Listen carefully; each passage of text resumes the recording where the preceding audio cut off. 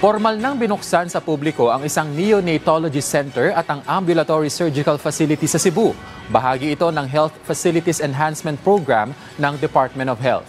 Yan ang sentro ng balita ni Jessie Atienza ng PTV Cebu. Formal na ang pagbubukas ng Neonatology Center sa Vicente Soto Memorial Medical Center.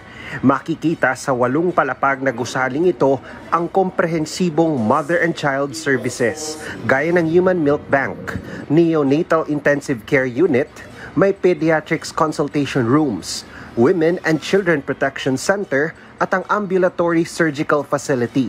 Dumalo sa ribbon-cutting ceremony ang mga doktor at opisyal ng ospital, mga government officials at maging mga kinatawan ng Office of the Presidential Assistant for the Visayas o OPAV.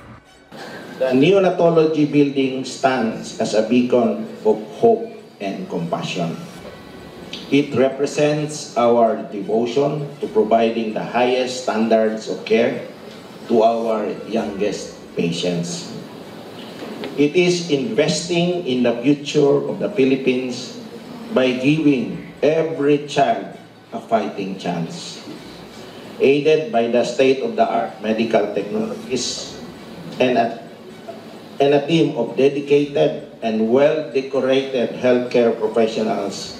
Kasalukuyang may 17 specialty centers ang Vicente Soto Memorial Medical Center at malaking tulong ang pagdagdag ng Neonatology Center na naglalayong mabigyan ng state-of-the-art na serbisyong medikal ang mga sanggol, anuman ang estado sa buhay ng kanilang mga magulang at pamilya. We are really proud with Vicente Soto to our visitors because, as I said, this is not just the pride of Region 7 or the Visayas.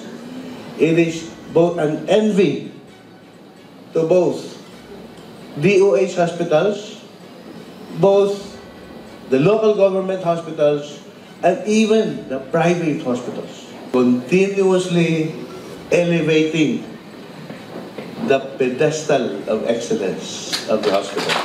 Bahagi ang Health Facilities Enhancement Program sa priority projects ni Pangulong Ferdinand R. Marcos Jr.